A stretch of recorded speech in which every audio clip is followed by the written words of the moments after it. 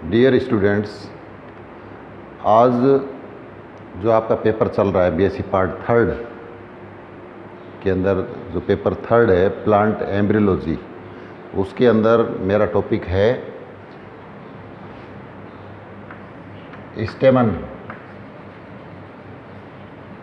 स्टेमन अर्थात पुंकेसर।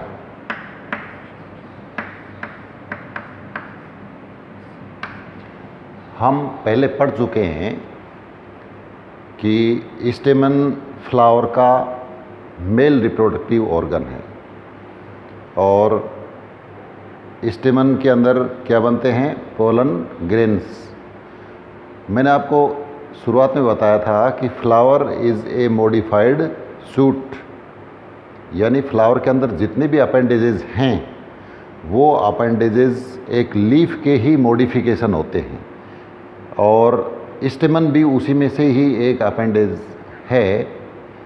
और स्टेमन के अंदर माइक्रोस्पोर्स बनते हैं, इसलिए स्टेमन को हम क्या कह सकते हैं? माइक्रोस्पोरोफिल।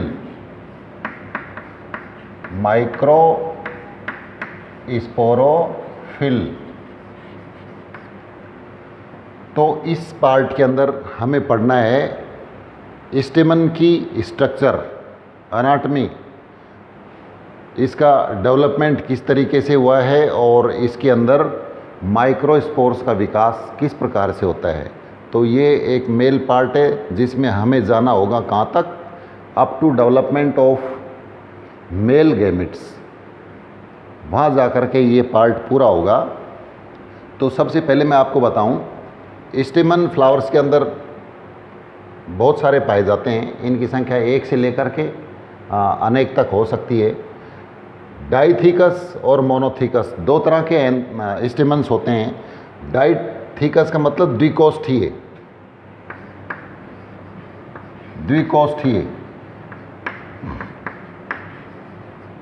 यहाँ पर देखिए एक जो स्टेमन है इसमें ये एंथर यानी फर्टाइल पार्ट है, ये स्टेमन का जो कनेक्टिव के द्वारा यहाँ पर जुड़ा रहता है। यहाँ पर एक छोटा तंतु है जिसे हम क्या कहते हैं? फिलामेंट।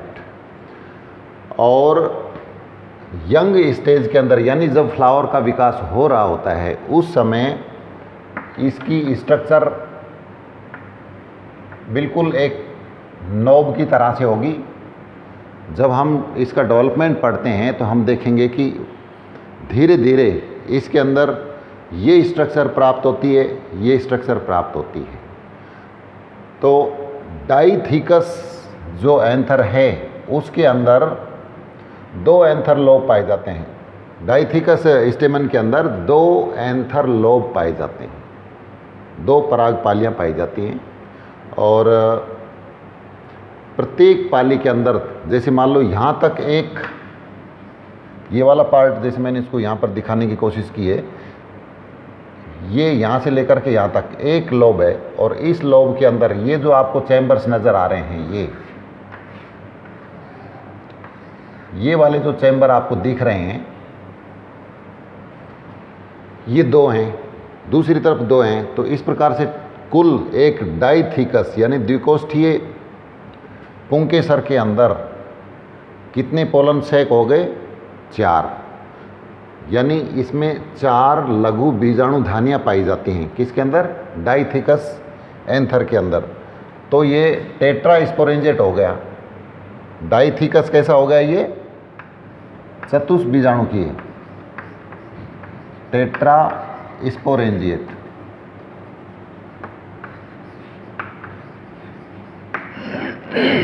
इसका अगर हम डेवलपमेंट देखना चाहें तो डेवलपमेंट में हमें एक यंग एंथर को डिसाइड करना होता है। अच्छा, मोनोथिकस कुछ ऐसे प्लांट होते हैं जिनके अंदर 2 लोब की बजाय 1 लोब पाया जाता है, तो वो मोनोथिकस कहलाते हैं।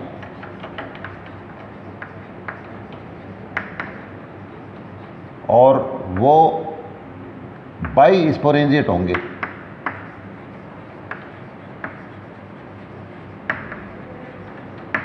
जैसे मालवेसी फैमिली के अंदर एक ही लोब पाया जाता है। जब हम सेक्शन लेते हैं तो इस तरीके से एक पोलन सैक ये और दूसरा ये। तो जैसे मालवेसी फैमिली के अंदर जो पुंकेसर है वो कैसे होंगे, मोनोथीकस हैं, तो वो बाइस्पोरेंजेट होंगे। अब डेवलपमेंट की हम बात करें, एंथर का डेवलपमेंट कैसे हुआ।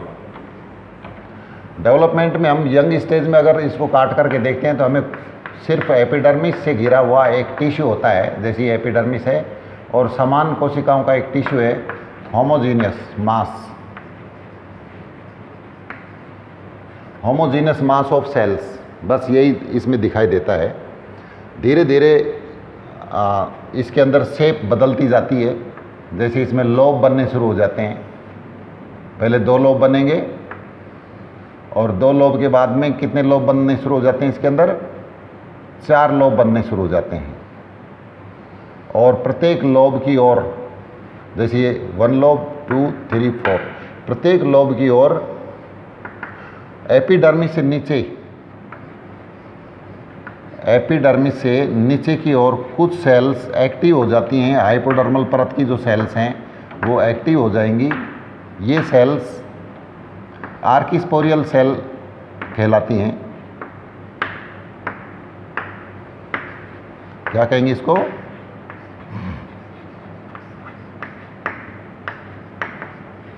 Archesporial cell.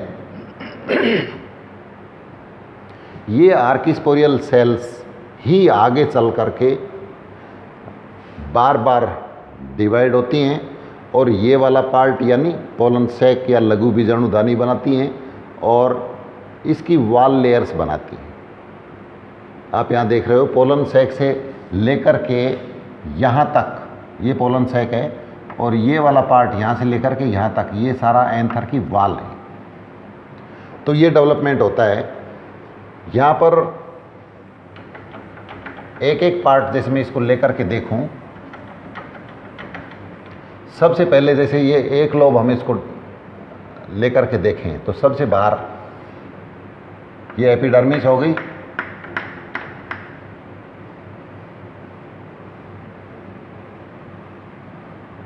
और मैंने बताया था कि कोई सेल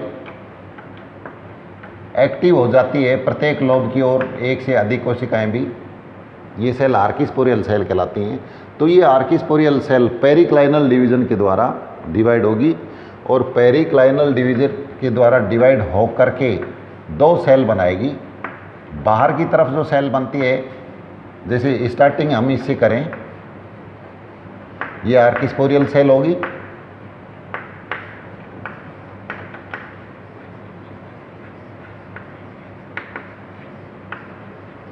यहाँ पर इस सेल ने डिवीजन कर लिया कौन सा, पेरिक्लाइनल यानी परिणत विभाजन, परिणत विभाजन यानी पैरेलल टू द सरफेस। तो इससे क्या है कि 2 लेयर्स बनती हैं सेल्स की। बाहर की ओर जो सेल बनी इसको कहेंगे primary parietal cell,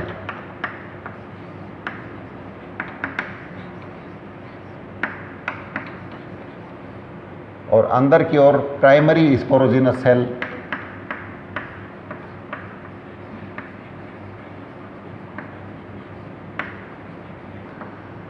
primary parietal cell ही इस एंथर लोब के अंदर जो आपको नज़र आ रहा है, ये माइक्रोस्पोरेंजिया है यहाँ पर, इसके बाहर की ओर पूरी वॉल बनाती है।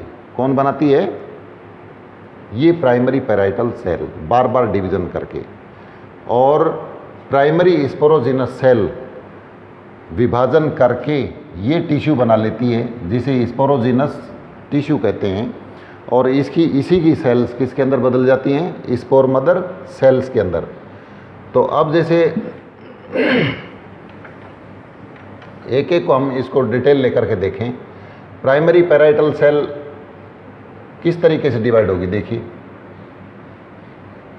ये प्राइमरी पैराइटल सेल फिर डिवाइड होगी पेरिक्लाइनली, ये होगी विभाजित। तो अंदर की और इससे अंदर की ओर जैसे ये प्राइमरी स्पोरोजिनस सेल है, इसको हम अभी डिस्कस नहीं कर रहे हैं। प्राइमरी पैराइटल सेल ने 2 सेल्स बनाई हैं, एक बाहर की ओर एक भीतर की ओर।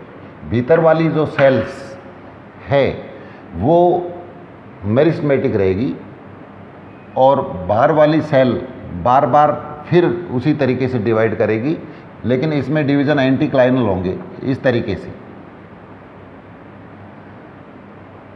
तो आउटर जो लेयर प्राइमरी पैराइटल सेल ने बनाई है, ये आउटर लेयर क्या करती है, यहाँ पर आपको ये लेयर दिख रही है एपिडर्मिस से नीचे, ये वाली, ये एपिडर्मिस से नीचे जो लेयर है ये एंडोथीशियम, ये किसने बनाई है, प्राइमरी पैराइटल सेल ने। अब ये फिर मेरिस्टेमेटिक रही है, बार बार फिर डिवाइड करेगी ये, जैसे मान लो ये फिर डिवाइड कर गई, एक बार, दो बार, तीन बार, तो इस तरीके से अंदर वाली जो लेयर है ये बार बार विभाजन करके मिडिल लेयर्स बना लेती है। यहाँ पर 2 से 3 लेयर्स मिडिल लेयर्स हैं, यहाँ पर ये जो आपको नज़र आ रही है मध्य स्तर, और अंदर की और जो प्राइमरी पैराइटल सेल है ये एंटीक्लाइनली डिवाइड होकर के क्या बना लेती है, ये वाली परत बना लेती है, टेपिटम। तो टेपिटम एंथर वाल की लास्ट लेयर है, और इसके बाद ये जो प्राइमरी स्पोरोजिनस सेल है ये स्पोर मदर सेल के अंदर बदल जाती है, या ये फिर क्या करेगी, कुछ प्लांट्स, बहुत सारे जो प्लांट्स हैं ज़्यादातर, उन सब के अंदर ये बार बार विभाजन करके स्पोरोजिनस टिश्यू यानी बीजाणुजन ऊतक बनाएगी। तो यहाँ पर जो एंथर वाल्स हैं, ये एंथर वाल्स परागकोश की जो भित्तियाँ हैं वो ये हैं, सबसे बाहर एपिडर्मिस,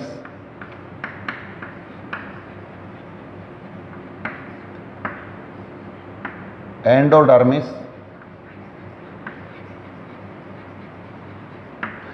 मिडिल लेयर्स,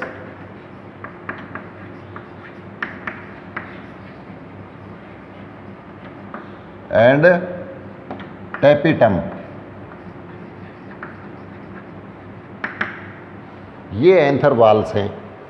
हम जैसे इसको थोड़ा डिटेल देखें एक एक करके, सबसे बाहर एपिडर्मिस, तो आप देख रहे हैं कि एपिडर्मिस एक सिंगल वाल लेयर है, एक इस तरह, ये लेयर एंथर के बाहर की ओर पाई जाएगी, इसको सराउंड करेगी।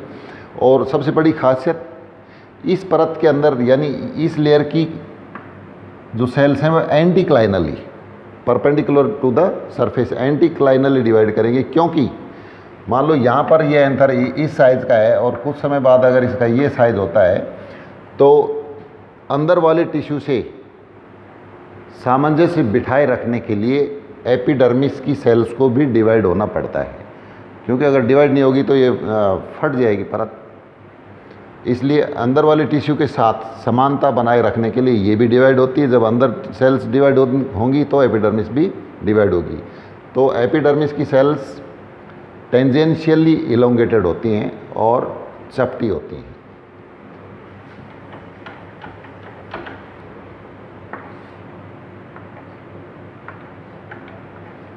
इस तरीके से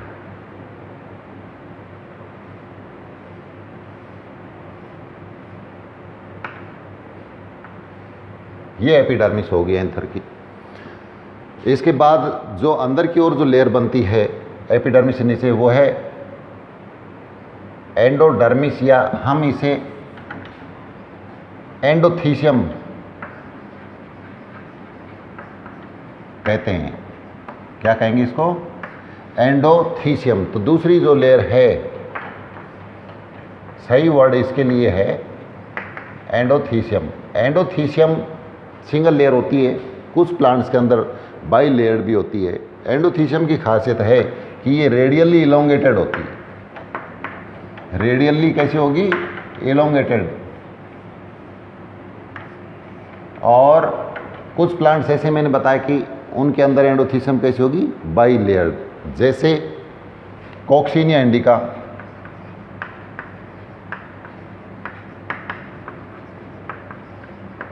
कॉक्सिनिया इंडिका, मेलोथ्रिया,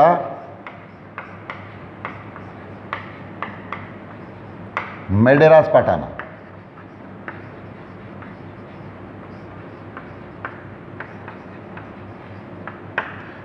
मेलोथ्रिया मेडेरास पाटाना। तो ये दोनों प्लांट कुकुरबिटेसी फैमिली के हैं। यहाँ पर एंडोथीशियम बाइलेड है। कॉक्सिनिया इंडिका की खासियत है कि यहाँ पर इसकी जो रेडियल और इनर टेंजेंशियल वाल है, यहाँ पर यू शेप्ड फाइब्रस बैंड्स पाए जाते हैं। इस तरह की यू आकार की पट्टियों का जमा होता है किसके अंदर? कॉक्सिनिया इंडिका के अंदर। दूसरी ओर मेलोथ्रिया मेडेरास पाटाना भी बाइलेड है, लेकिन यहाँ पर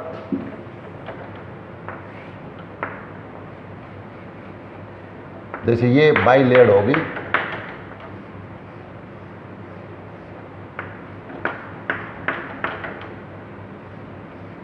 यहाँ पर जो डिपोजिशन है यानी फाइब्रस बैंड्स की जो पट्टियाँ हैं ये कुछ इस तरीके से हैं, ओवरलैपिंग, स्पाइरली ओवरलैप्ड होती हैं, इस प्रकार से मिलेंगी।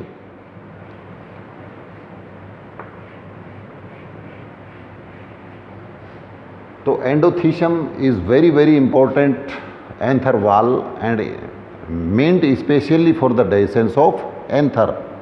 पराकोष के विस्फुटन के लिए जिम्मेदार परत हैं, और जब पराकोष फटने होते हैं, स्फुटन जिनका होगा, उस समय ये मैक्सिमम डेवलप होती हैं, अधिकतम विकसित होती हैं। यहाँ पर इनकी कुछ खासियत है। पराकोष के स्फुटन के लिए जैसे एंडोथीशियम की हम विशेषता लिखने चाहें तो इनका विभेदी प्रसार है, डिफरेंशियल एक्सटेंशन ऑफ टेंजेंशियल वाल।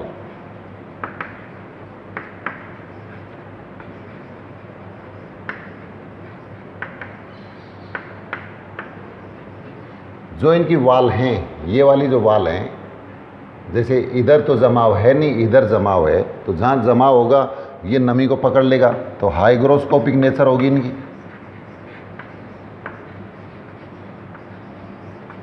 हाइग्रोस्कोपिक नेचर यानी आर्द्रता ग्राही प्रकृति है, और डिपोजिशन ऑफ फाइब्रस बैंड्स, क्या मिलता है इन पर? रेशेदार पट्टियां पाई जाती हैं। Deposition of fibrous bands. तो सेकंड जो लेयर है एंडोथीशियम, इसका काम क्या है? पराकोष को फटने में मदद करना। और एंडोथीशियम जहाँ पर ये लोब मिलते हैं वहाँ पर विशेष एक टिश्यू सेल्स पाई जाती हैं जिसको स्टोमियम कहते हैं। स्टोमियम पर ये डिपोजिशन नहीं होता है, ये सेल्स कुछ अलग टाइप की होती हैं जो कि इसको फटने में मदद करते हैं, क्योंकि जब यहाँ पर नमी बढ़ने से प्रेशर पड़ेगा तो ये स्टोमियम से सेल्स फट जाएंगी और अंदर बनने वाले माइक्रोस्पोर्स, पोलन ग्रेन्स कहाँ पर आ जाएंगे? बाहर की ओर। थर्ड वन जो लेयर है, तीसरी परत, वो मिडिल लेयर्स हैं। मिडिल लेयर्स की संख्या 3 से 4 हो सकती है।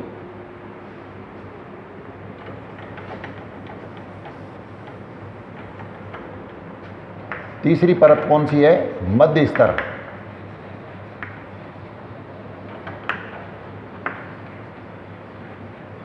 मिडिल लेयर्स, मध्य स्तर की जो परतें हैं 3 से 4 होती हैं, और ये परत सामान्यतः एफिमेरल होती है। एफिमेरल यानी शॉर्ट लिव्ड, अल्प जीवी। सामान्यतः ये जब पोलन ग्रेन्स यहाँ पर विकसित होती हैं उस समय ये क्रस्ट हो जाती हैं, और कुछ प्लांट्स ऐसे भी हैं जिनके अंदर ये लंबे समय तक बनी रह जाती हैं, 1-2 परतें बचती हैं, जैसे रेननकुलस,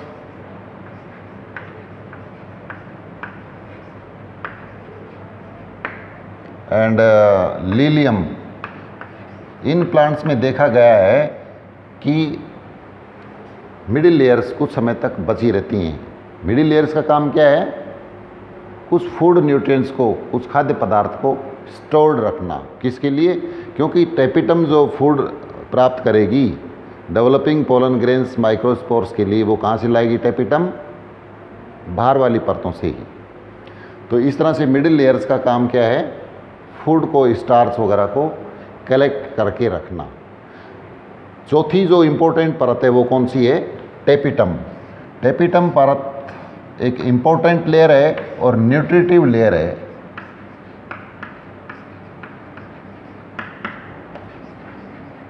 कैसी परत है? पोषक परत है।